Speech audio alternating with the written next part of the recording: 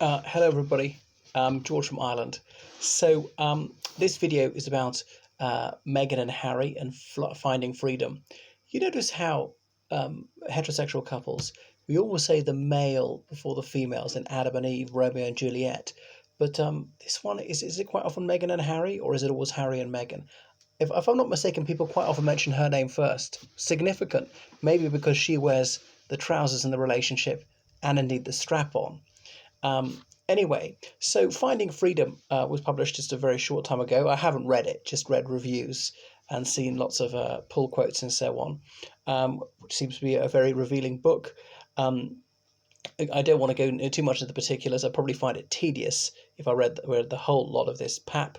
But it does beg the question, where did the authors get the info? Because Meghan and Harry say they didn't give an interview for it. And if we can assume they're not lying, so where does the content come from? So did Meghan and Harry write a document?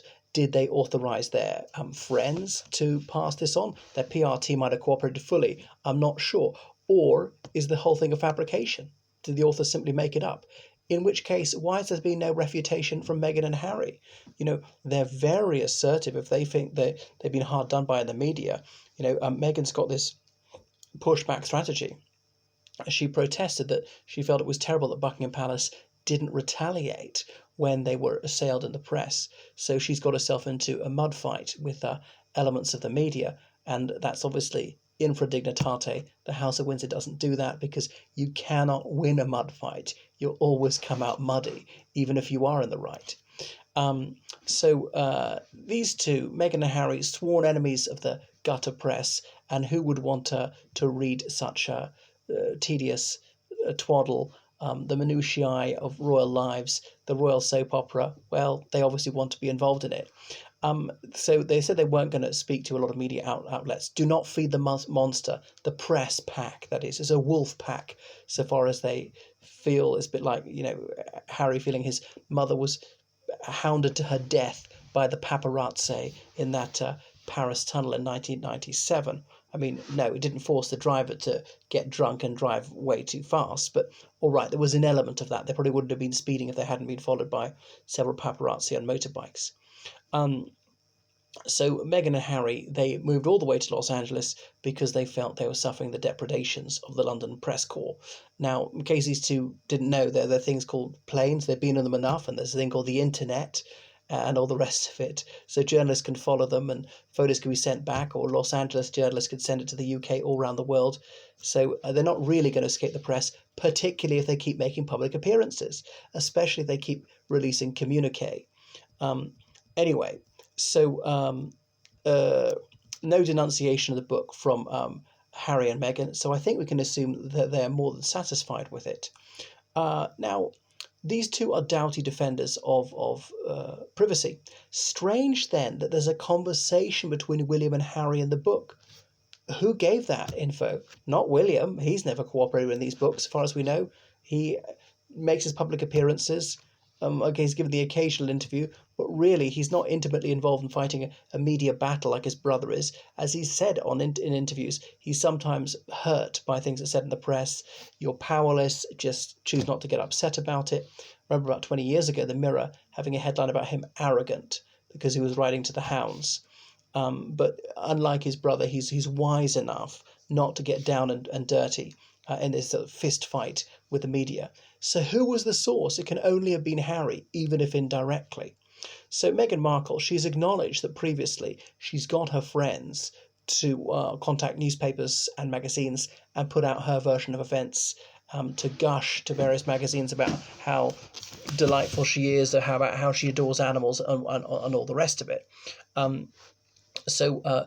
Did she get her friends to speak to the media on this occasion? I don't know. Then this also comes hard on the heels of her defeat in stage 1 of her court battle against the Mail on Sunday. She's had to pay out £67,000. Ha ha, well done. The Mail on Sunday, not a newspaper which I hold in high esteem, but on this occasion I'm applauding them.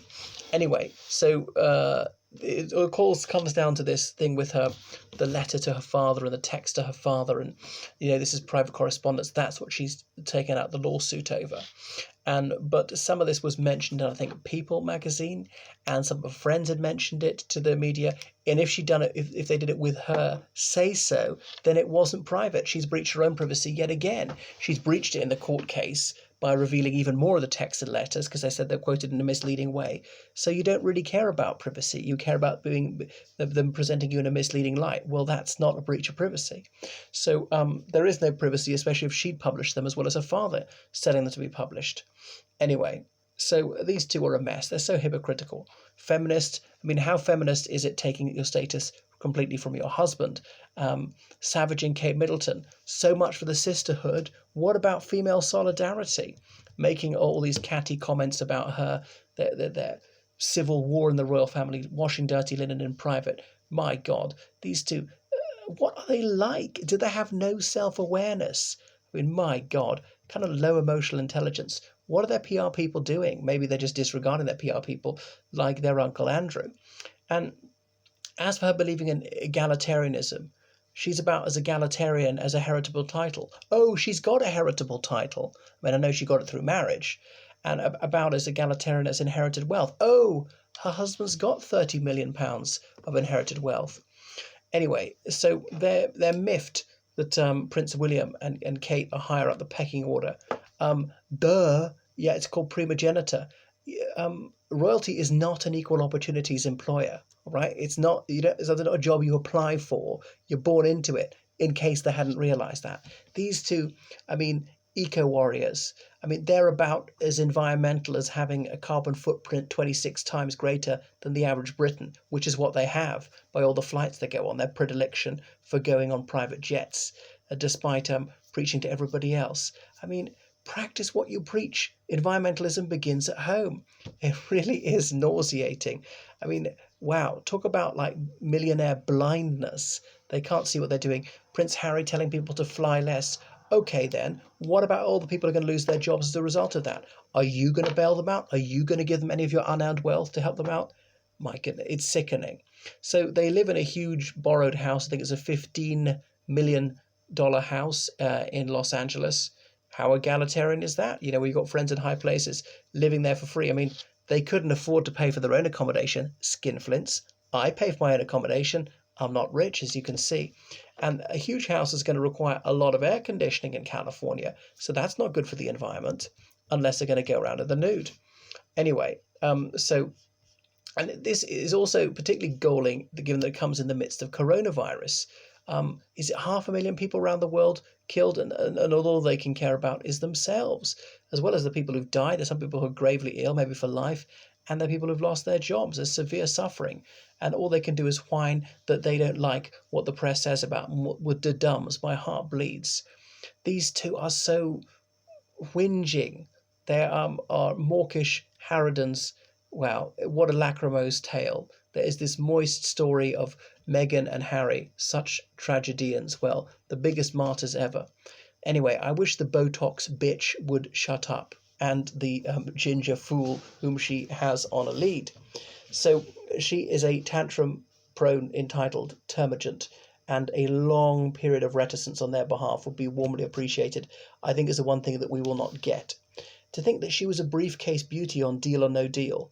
How feminist is that? Commercializing sexuality? That was quite a provocative number she was wearing there.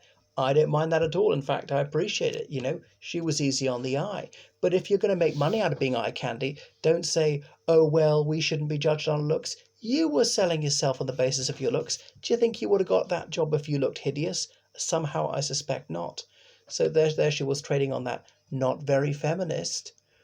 Anyway, of course, women have the right to wear whatever they want. Yeah.